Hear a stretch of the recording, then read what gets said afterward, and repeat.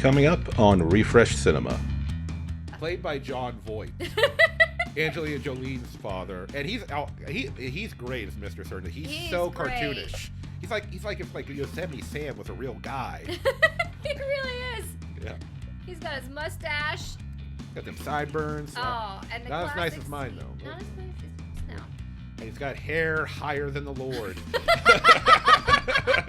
He does.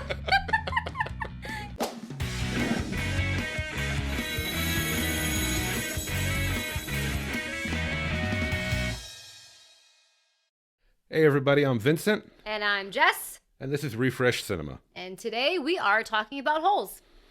Dig it up, dig it. Dig it up, yeah. So in the last episode, we talked about Heavyweights, a movie that I watched a ton as a kid. And this time, you picked a movie. Yes. So tell us more about Holes, because I didn't watch it as much growing up as you did. Holes is based on a book by Louis Satcher, somebody, I don't know. But like many other Central PA kids, that's what we read in 4th grade. And I remember Miss Curry's class. She was the best. And we read Holes. Shout out to Miss Curry. Shout out to Miss Curry, not Mrs. Reader. And then we watched Holes. And it was good. And I liked it. And I must have watched it a ton of times. Because when I rewatched it last night, I quoted 95% of the movie. I must have forgotten how many times I watched that thing. Well, in the last episode, when I watched Heavyweights, I watched it with my wife Ashley, and I resisted quoting Heavyweights, so I know what you were going through. 'Cause I didn't want to annoy her, because I don't think she didn't watch it growing up. But yeah, those childhood movies that stick with you so much, and you know all the lines, which is something we'll get into for me in a heavy sense in our next episode. But I'm not going to get too much into that. I got to stay focused. Gotta stay focused. Yes. I love the resurgence of the meme where Sigourney Weaver as a child is digging with her grandfather. Yeah. And she's like, I'm tired of this, Grandpa. And he's like, well, that's too damn bad. And the meme now is that we as adults are equal parts. I'm tired of this, and that's too damn bad. I know. It's weird how the movies change for you as you get older. Ooh, yeah. You be like, I still don't condone what you did. But I get it. I get it. So what's the plot to Holes? Okay, great. So Even Stevens' boy, my brain's not working today. Shia LaBeouf. The beef man. Yes. His parents are trying, mostly his dad's trying to find a cure for stinky feet. And they're a low-income family. They live in this little tiny apartment. And one day he's walking home, and a pair of Sweet Feet, who's a baseball player's shoes, fall onto his head. The police catch him. Turns out the shoes were like a charity thing, so he stole from like homeless people. They think he stole it. And he gets sent to Camp Green Lake, where kids are digging holes to build character. It was once a lake. Now it's just dry, barren land. Oh boy, should I give it all away? Well, Should I spoiler? We'll get into the bits, because this film, like, even though I didn't watch it as much as you growing up, I gotta admit this film is, I never read the book, so Jess has the advantage in that department. I actually don't read a lot. Reading makes me sleepy. So Boring as Who reads? Again, we're from the generation who are like, hey, you're 8 years old. Let's read The Great Gatsby. Yeah, that'll get you. There you go. No disrespect to Great Gatsby people, but I'm just like, as an 8-year-old, I was just like, rich people suck. I know. Yeah, I've watched care. RoboCop. I know they suck. But it's an interesting movie, because as much as this is a kid's film with like kid goofy hijinks, and a lot of the characters, as the actors, are putting on some really funny performances, there's parts of the film that are flashbacks to the history of some of the characters. It gets kind of dark. Yep. I know. And I mean, Sam. They get it. They know. I know. So all right, let's go through this. So Shia LaBeouf, he gets put before a judge because he's been accused of stealing the baseball players' like charity shoes. And the judge is just horrible. Everybody at the trial is horrible. Like, and Sweet Feet's there, and he's like, "You're no fan of mine." I know. He like, gets. Oh, they brought this guy in just to send a kid to a camp. Yeah, even though dramatic. Everybody's against him, and I kind of get why they're doing it, because when you're a kid, and before authority figures, you can feel like they're terrifying and they can get real Yeah. mean and monstrous. It may not be intend to, but from an emotional point of view, like it's like, one day we're going to do Matilda. I think Matilda does that the best because it's got its fairy tale aspect, and because how things happen and how kids feel like it's happening can be either terrifying. But yeah, no, they don't. He goes like Judge Judy times 10 on his butt. Yeah, and he, the shoes fell out of the sky onto his head. Who's going to believe that as an adult person? Yeah, so he gets sent to the Camp Green Lake, where we meet our. The boys. We meet the boys. All these kids, and they're all dressed in orange jumpsuits, which I don't know is really accurate to like juvie places, but yeah. The first person he meet, like, because even the guard on the bus, like he's the only one on like the prison bus, I guess we'll call it. Yeah. Even the guard is just like mean and nasty looking, but he's the only kid on the bus. And then baby Stanley Yelnats. Yes. The fourth is the kid's name. Yes. And he's even like, thanks for the ride. The bus driver's like, no, good. Okay. My wife hates me or something. I don't know. But we meet the boys from D Tent. D stands for diligence, and that's the name of the little tent they stay in. So we have Armpit. Armpit, because he's got stinky armpits. Yes. X-ray. X-ray. Zigzag. Zero. I can't remember the kid's name who stole a puppy. Yeah. There's a couple of kids they're all the kids have nicknames in the camp, and it seems to be like something a form of rebellion because one of the camp counselors who's the doctor, Dr. Pendansky. He calls them all by their actual like legal names. Yeah, but that's the name society will recognize you by. Yeah, and they correct him every time. Yo, my name is X-Ray. And that's Squid. That's Armpit. And after a while, you're like, why are these kids like giving each other crazy names and stuff? Like, it's like a prison thing. Like they think they're doing. It's fun. They're teenage boys. Yeah, but I also think like it's a form of rebellion against the camp counselor, especially Podansky, because like he's supposed to be the camp counselor. He acts like even when Stanley first shows up, he's like, you may have done some bad things, but that does not make you a bad kid. I respect you, Stanley. You're a good person. But then he's so mean to Zero. He's the worst to Zero. Zero is the youngest kid in the camp. Him and Stanley become real tight. Mm-hmm. And he's also the best digger. He is. He's just a little buddy. Yeah. And he doesn't talk. He doesn't speak to anybody. Yeah. But he only talks to caveman, yo. You think you're better than all this? So we meet the boys in D-Tent. We dig our first hole. We learn about yellow-spotted lizards. Which will kill you. Venomous. Painful death every time. Which I think they're just horned dragon lizards that they just painted spots on. Yep. They're like, okay. Yeah. There's this one point in the movie where one of them goes after Stanley. And Mr. Sir, who is like big deal. Yeah, he's like the head of the guards, you could kind of say. Yeah. Played by John Voight.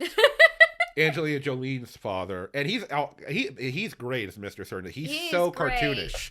He's like if like Yosemite Sam was a real guy. He really is. Yeah. He's got his mustache. Got them sideburns. Oh, and the not as nice as scene. Mine though. Not as nice as yours. No. And he's got hair higher than the Lord. He does.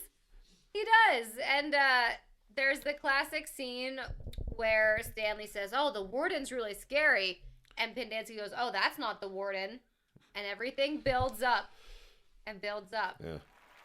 Later. Yes, the warden.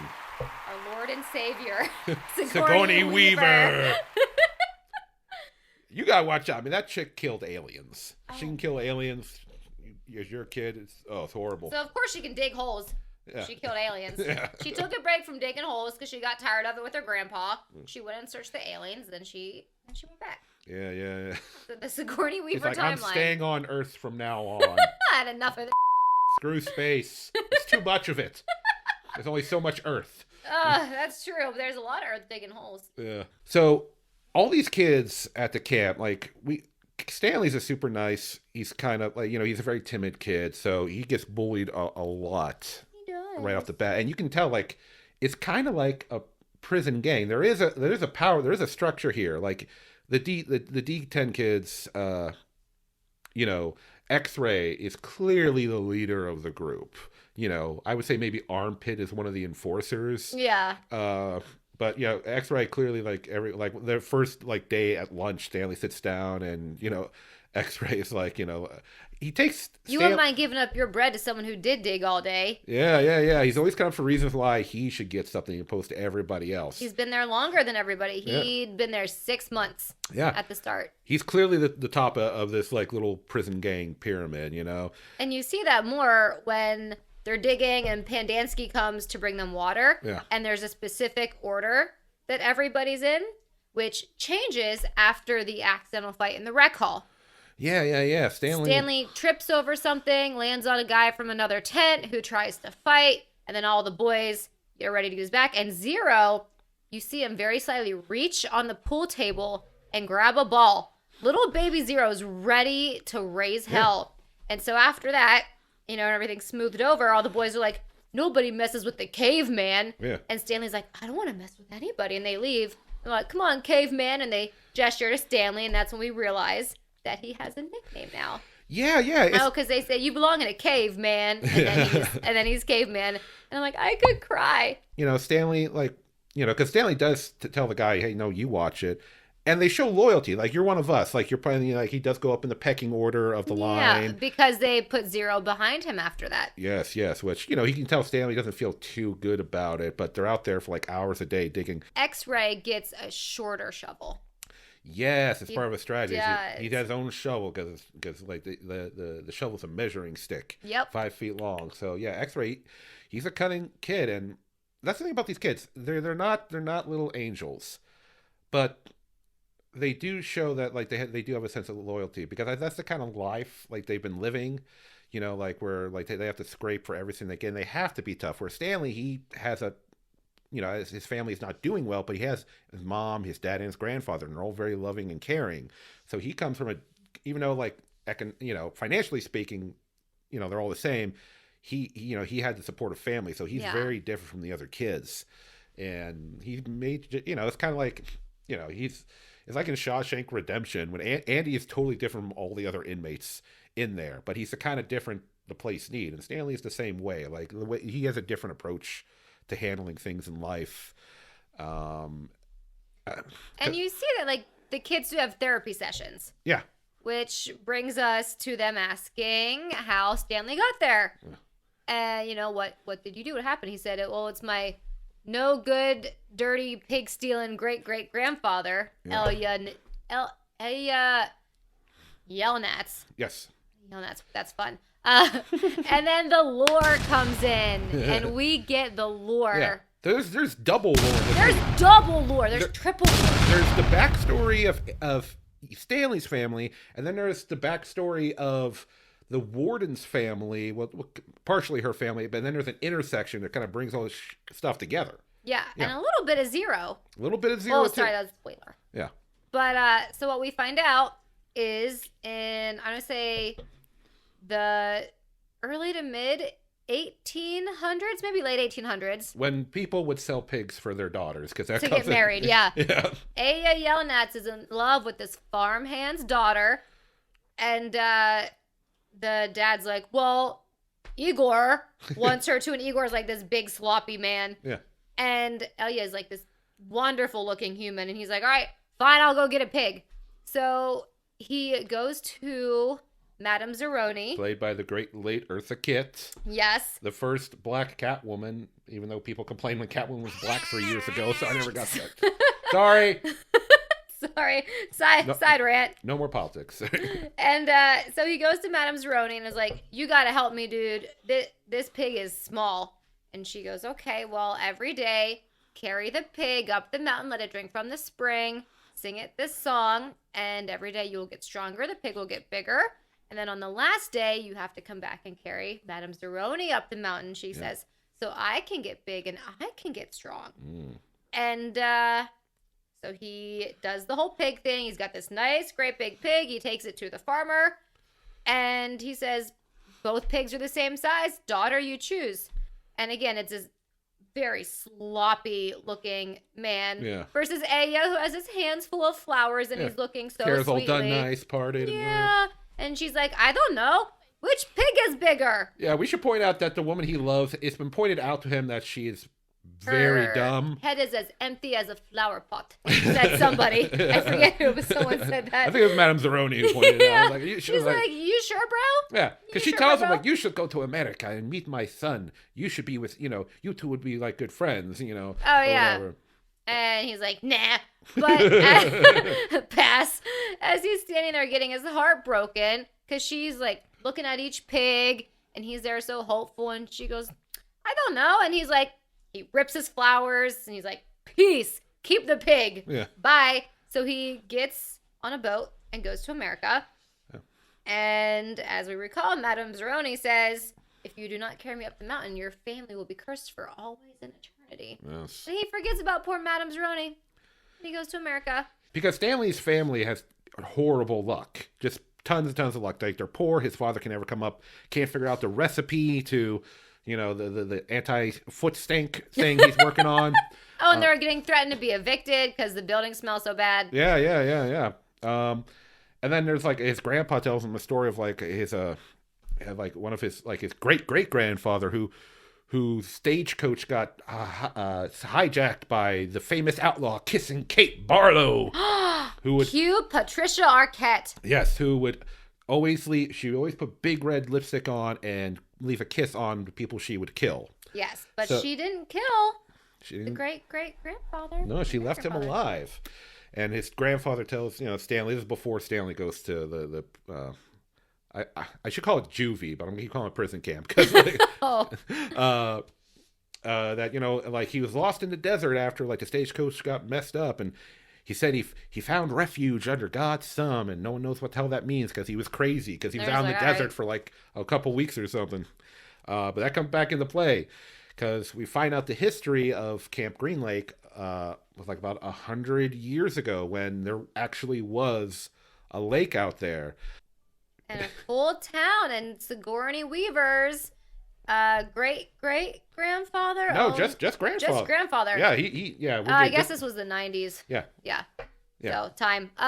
He owned the lake and the whole town. yeah, and he had a thing for the local school teacher, but he was a jerk and a bully. Because he was just like the classic rich guy who believes he's better than everybody. He can do whatever he wants. He can The get duck may swim on the lake, but my daddy owns the lake. Yeah. That guy. He's making fun of people because, it's 100 years ago. Some people didn't know how to read. Not everyone went to school when they were a kid.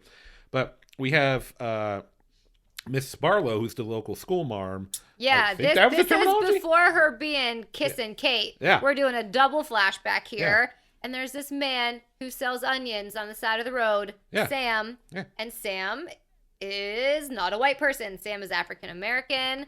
So at first it starts where she gives him her homemade spiced peaches, Yum, yum. and he gives her his onions. Yeah. And This is all code for stuff, by the way. No, I'm just kidding. it's not. And they're doing their little flirt thing, and then she's, well, Sam, this window doesn't go all the way up. And he goes, I can fix that. Yeah. And then she just keeps finding stuff for him to fix. Yeah. Next thing you know, they're smooching. Very cute. Until bag censor that. Until bag sees it. And he's like, nah, you know what we're gonna do? We're gonna chase Sam out on his boat. Yeah. After And- they burned down the damn school. They burned down the school. I skipped over that part because it makes me sad. Yeah. I did last night. I watched it. I 'Cause skipped over that part. Patricia Arquette, who plays Kate Barlow in the movie, she can cry. She's a good, crying is a very Yeah. difficult thing in acting, but she I believed every tear dropping off her Tears, face. And and Dickbag says it's not illegal for you to kiss him, but it's illegal for him to kiss you. And she's like, well, I kissed him back. And he's like, YOLO. And so, God, poor Sam, they chase him out on his little rowboat. Yeah. And they shoot him, and he gets got. Yeah. And the lore is that it never rained a day there since they shot Sam. Yeah. That's why the lake dried up and the town Exactly. dried up. And Kate decided to become an outlaw, known as Kissing Kate Barlow. Like I said, she would kiss her victims, leave a red, and she takes out the sheriff because he didn't do nothing. And then we see this montage of her in the newspapers, and she's robbing trains and stagecoaches. She's got her own little gang, and Yeah. stuff like that. Well, it's not good to kill people, but she's a little badass. Yes. She's a baddie. She's the original baddie. Yeah, she's like I can't remember the real life, like, Bonnie and Clyde. not Bonnie, no, she was, Sigourney Weaver. Yeah, from Sigourney- Alien, 1979. I don't know, it's a female cowboy, like a real life, she was really good with guns. I can't remember. Oh, her name. that's probably who the Wendy's girl is named after. The Wendy's. Nope. Let me do that sentence again.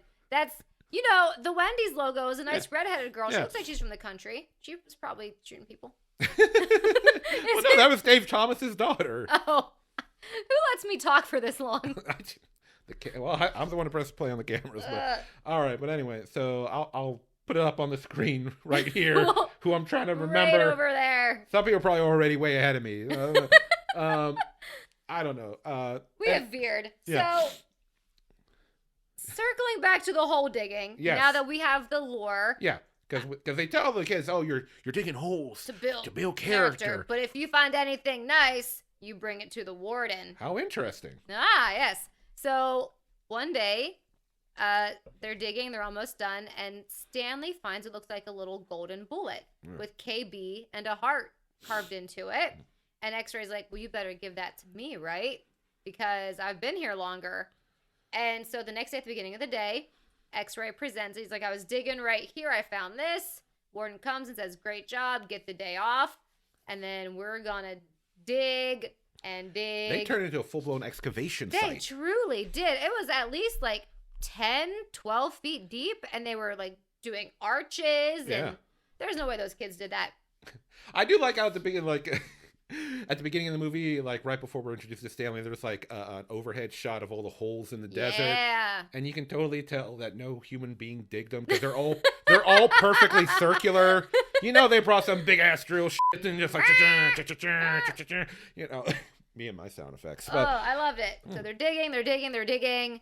They find nothing because they've based their location off of Zigzag's hole, as he claimed to find it, right, not Stanley's. yeah, and Stanley leaves a little marker.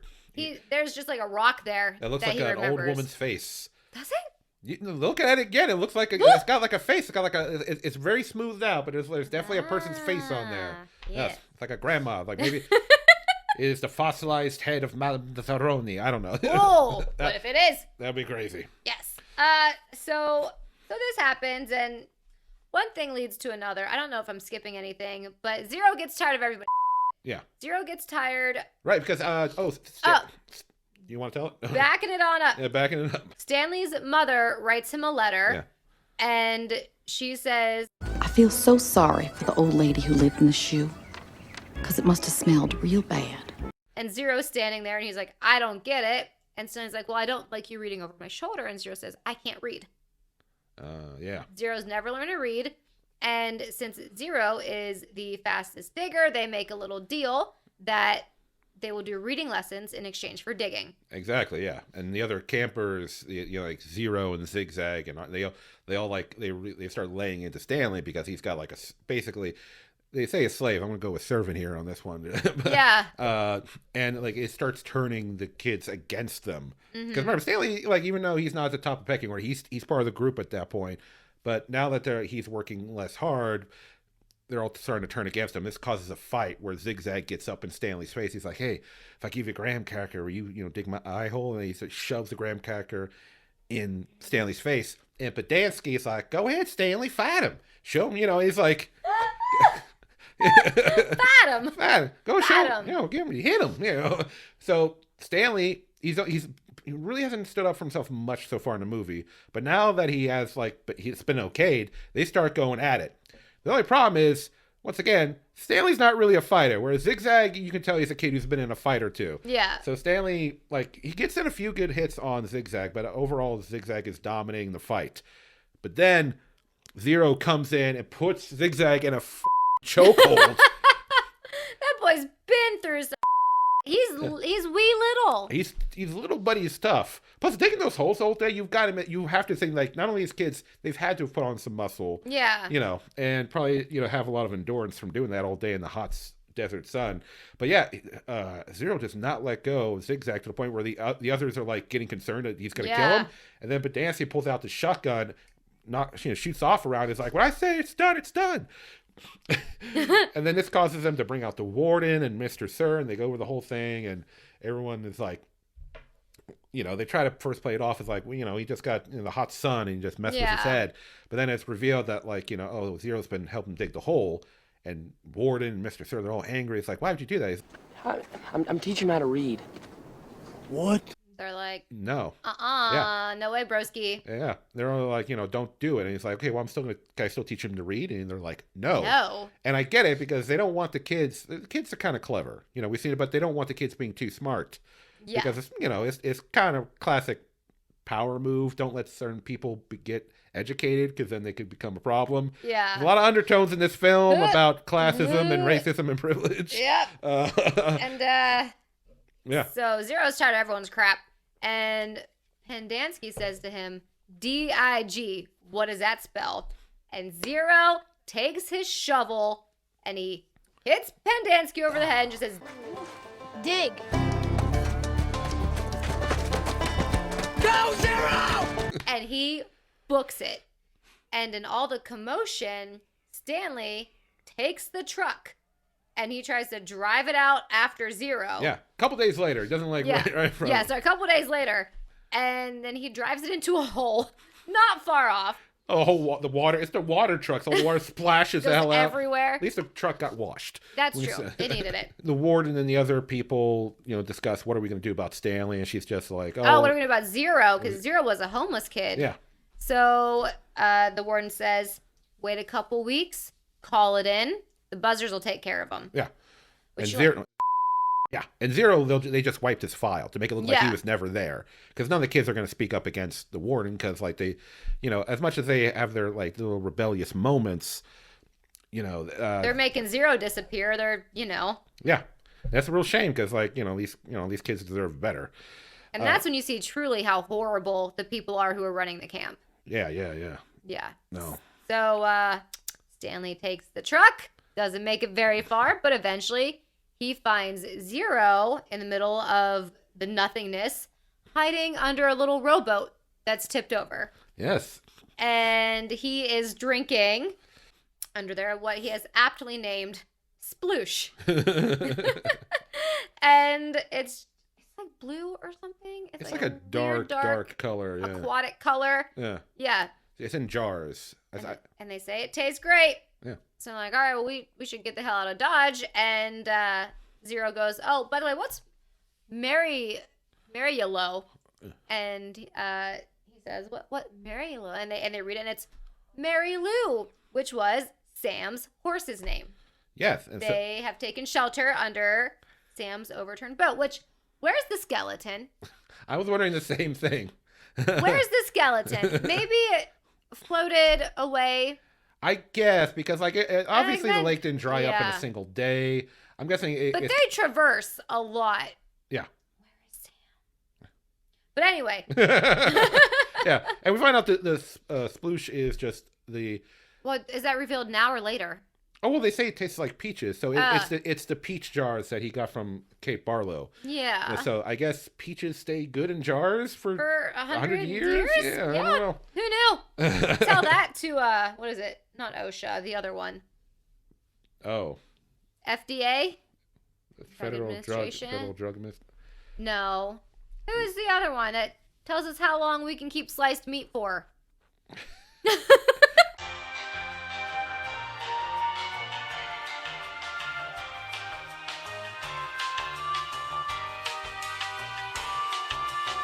So they juice up on some sploosh, and they're That like, was so funny. yeah. And Stanley's like, we got to get back to camp. Zero's like, I'm never going back. And then they look across to the mountain not far, and Stanley realizes like, this looks kind of familiar. Could this be Thumb? God's thumb. So So there you go. So hence the legend about his great grandfather. They head that way. With no water, No no food. No water, no food, and they decide we gotta climb the mountain because Stanley's assuming there's something up on the mountain that allowed his ancestor to survive up there. And there comes a point where they're getting dehydrated. Zero cuts his hands, Oh, yeah. and I think he gets like that's bad for him. I think he may got a little maybe a little infection. And But out here like sepsis, dude. yeah, but he's running out. So Stanley puts Zero on his back. And carries Him Hector Zeroni up the mountain. Yes, That's right. Yeah, it turns out that Zero is a descendant of Madame Zeroni, probably a descendant of her son that was already in America, I assume. Yeah. Yeah. So now Stanley takes him up to the mountain, and they find Sam's onion field is still up there. And there's still running water? Yeah. I assume, it must have been because his great-grandfather must have stumbled upon it. Apparently Sam found a great effing spot up there. There must be a spring or something because there's water for them to drink. They're eating onions, and they're feeling great. And it's a little weird seeing people just take a big bite out of an onion. But I guess they're sweet onions or something. Or this movie is how I learned I like the wild little onion or garlic bulbs or whatever that grow. Well, I'm from the sticks, and they were just growing everywhere because we had to make a diorama, 4th grade. Sup, Miss Curry. And I went around and found this thick grass, and when I pulled it out from my little apartment complex, it had little bulbs on it, and I tried them. I was like, good. And then I made my nice little diorama. Immediately forgot I liked onions for 20 years. And Holes taught me I like eating dirty vegetables. oh, how things can influence us as kids. Yes. But so they decide, hey, they put it all together. Kissing Kate Barlow, Sam, my great-great-grandfather, you're Zeroni. Everything starts coming together. And they decide, we need to go. I think I know where Kissing Kate Barlow hid her treasure, because that's why the kids are really digging holes. We have another flashback where, after years of being a famous outlaw, the warden's grandfather, who owned the town, finds Kissing Kate in the middle of what used to be the lake against Sam's old rowboat. Oh yeah, she's sitting there. She's all sad. Much, it's been years. She's got, she's a little aged up, and the jerk off, he comes up and he married one of her former school students. Yeah, she's young. So now even creepier. She's like, Catherine, is that you? You must have married him for his money. And she goes, well, it's all gone now. You? It's dried up with the lake. Yeah, it's all gone. And they're like, where's your treasure, Kate? She's like, I ain't telling you nothing. There's nothing to find. And then she's like, I've been dead for a long time. And then Kissing Kate puts the curse. You, your children, and your children's children will dig for the next 100 years, and you will never find it. And then she takes one of the spotted lizards and has it bite her, and she just dies. And I'm just like, weren't they? This is dark. Like when I was a kid. Dark. Like, here's the thing. There was a lot of dark stuff in kids' movies when I was really little, but as the years have gone on, they've, not every once in a while you still get a little dark stuff, but it's like, for a kid's movie where there's a kid named Armpit, I just saw a woman commit, unalive herself via yellow spotted lizard in the desert. Yeah. And where's her skeleton when the boys get to the boat? I don't know. I guess the buzzards picked them away or something. The bones. I don't know. I think that would have been a little too much if there's like a cowboy skeleton just like Zero probably would have been like, I'll risk it. Yep. So that happens. It turns out, like I said, we had the curse on Stanley's family, then we had the curse on Green Lake, and so it's like magic. It's that that's the weird thing. It's that subtle kind of magic where it's like, is it really magic, or did things just happen to turn out this way? Yeah. But I think the movie has an answer for that as we go on, because they go to the spot where they found Kissing Kate's lipstick. They dig it up and they find a treasure chest, a full-blown treasure chest. But the warden and Mr. Sir spotted them and they're waiting for them, and they're like, "You best give me that treasure there right now, or something. I don't know. I'm just kind of going Yosemite kind of Sammy." Yeah, and then all the yellow spotted lizards come out and they jump all over Stanley and Zero. But they're not biting. And we recall from the beginning that one of Sam's many potions was a specific kind of onion to ward off yellow spotted lizards. And since they ate all the onions from Sam's little special spot, they're not getting bit. So it turns out that the chest has somebody's name on it. Yes. Darling Zero says, Stanley, is your first name your last name spelled backwards? And they pan to the chest, and it says Stanley Yelnats. Exactly. Yeah. This is his grandfather's chest, which Kissing Kate Barlow took the chest and filled it with all everything she apparently stole. Mm-hmm. And Stanley's lawyer shows up and be like, I proved that Stanley isn't a thief. Okay, time to get the out of here. And it's important to note that it was very late at night when they first found the treasure. Oh, yeah. When Pendanski and the warden, everyone were there, and they were prepared to wait it out until the kids died or just got bit by the lizards and died that way. Like, they're prepared to just wait it out. Yeah. Oh, and that's another thing. The lizards in the hole got set up because earlier in the film, the kids are like, when we're digging holes for these lizards, I don't know what they're coming after us. And he's like, nah, the lizards aren't in the holes. And boom, lizards, a dozen of them just popped out. Bunch of them. Yeah. But yeah, they were, I mean, that thing, the warden and Mr. Sir and Pendanski, they are evil people because they weren't going to be okay with these kids dying out there. At least now we'll have a body to give her. What about Zero? We got lots of holes to choose from. So, like, eventually they piss off Stanley. Oh, because they try to say that these boys tried to run away and they're trying to steal her treasure. Yeah. And the warden's really trying to paint them in, like, this terrible light. And Stanley's basically like, what'd you just say? And in this very dramatic, heroic moment, he stands up and all the lizards jump off of him and he explains himself. It's like this great hero protagonist moment. And so they get out of the hole and Warden tries to take the chest and he's like, nah, my name's on this. Yeah. And 0 points it on him. Oh my God. You see? Stand, leave, yell, nets. Sit on him. He's like, Zero can't read. He can't read. He's stupid. I know he's stupid. I said he was stupid. Like, yep. And mind blown. And so the lawyer's like, okay, Stanley, come on, let's go. And he says, well, I'm not leaving without Zero. Yeah. I'm not going without Zero. And eventually the lady gets in and she's like, all right, go get me Zero's file. Pendanski comes in. It comes out. We don't have a file on Hector Zeroni. And another officer comes and we see Mr. Sir trying to, like, do one of these. Yeah. And he goes, is that Marion? Mary's wanted for XYZ whatever. Yeah, he's not even supposed to be holding a gun. He's got like some kind, like warrants.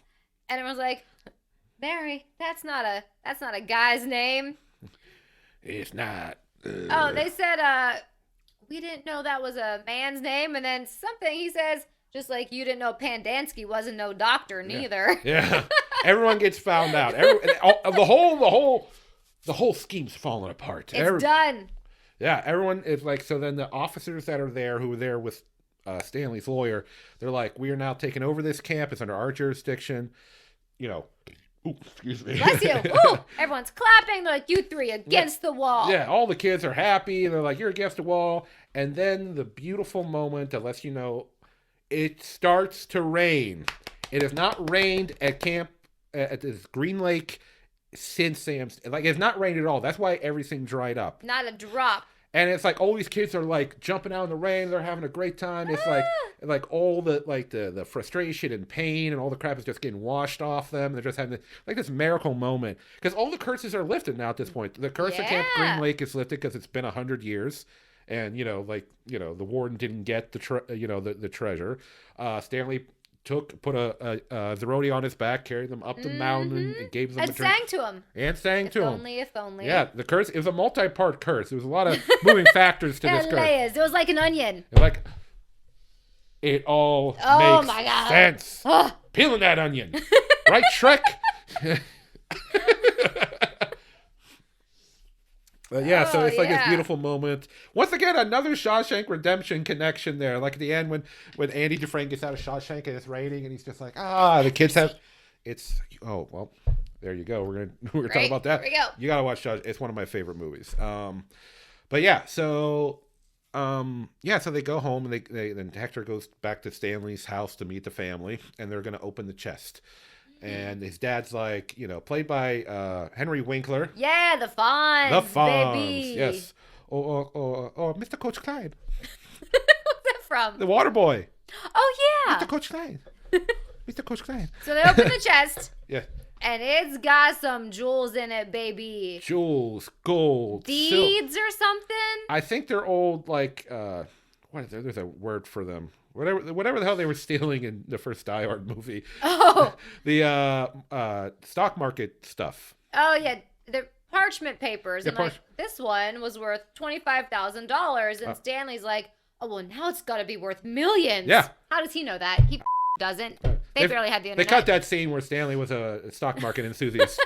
And they say, one for us, one for Mr. Zeroni. Yeah, exactly. Because Stanley, I got to split it because Hector's my best friend. And he's like, Hector, and then the grandpa's like, you're Hector Zeroni? Oh, my boy. Yeah.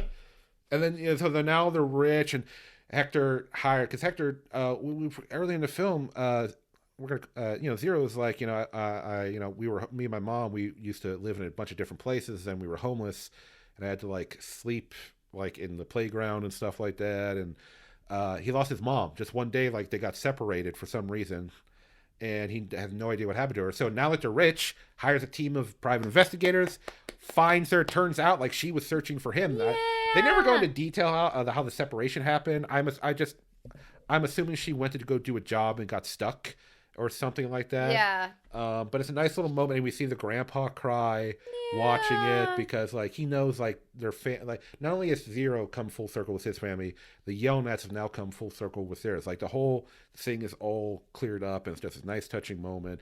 And they're rich now, so we get to see now they own like a big ranch mansion thing. There's a big pull-up back. How else did they get this big ranch mansion? Is that the secret to getting foot odor out of your shoes is peaches and onions. Exactly. His dad figured out the formula at the exact same time, right after he got Zero up the mountain. If you watch the movie, the scene happens right after. Oh. So the curse... I never put that together.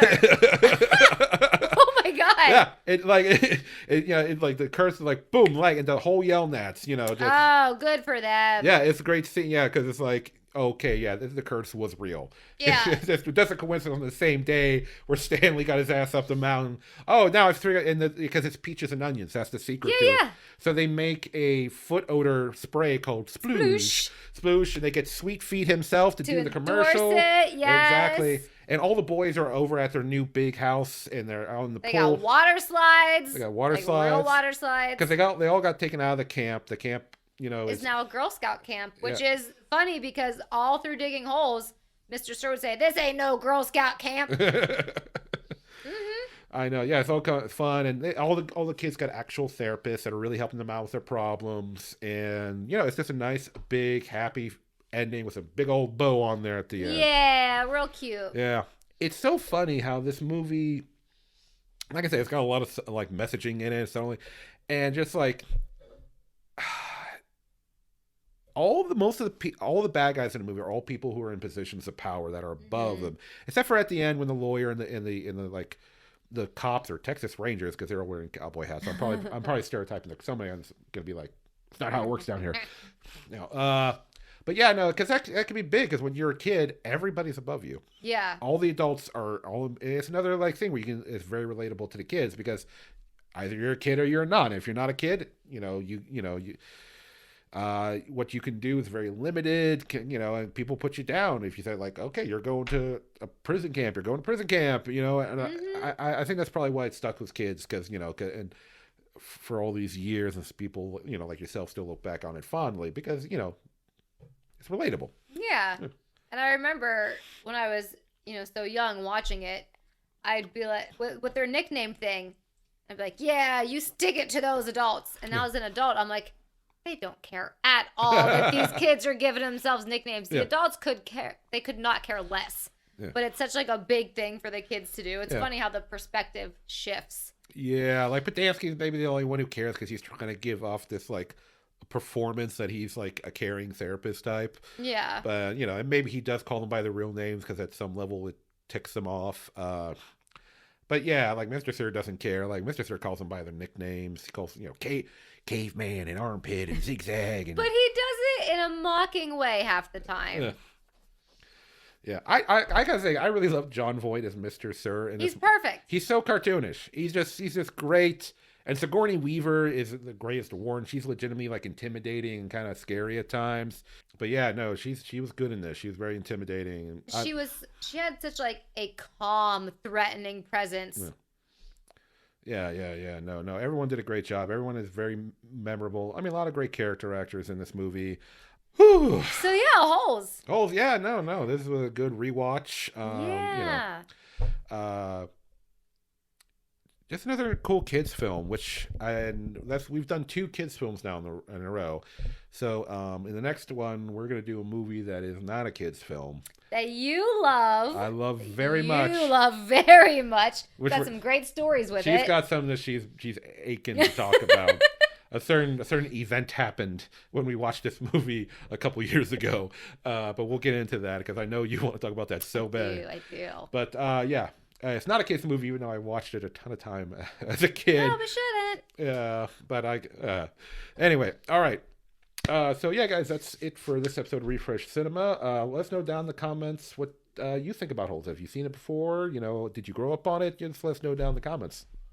All right. Cool. Well, thanks, Vincent, for having me. Yeah. Always great. And I'm looking forward to podcast number 3. Yes. All right. Stay tuned. We'll have it out probably within a couple weeks. Yeah, that sounds good. That's about right. Unless I get busy at work, then we'll save 3. But no, unless I get busy taking naps. All right, guys, take it easy. Thanks, everyone. Ding.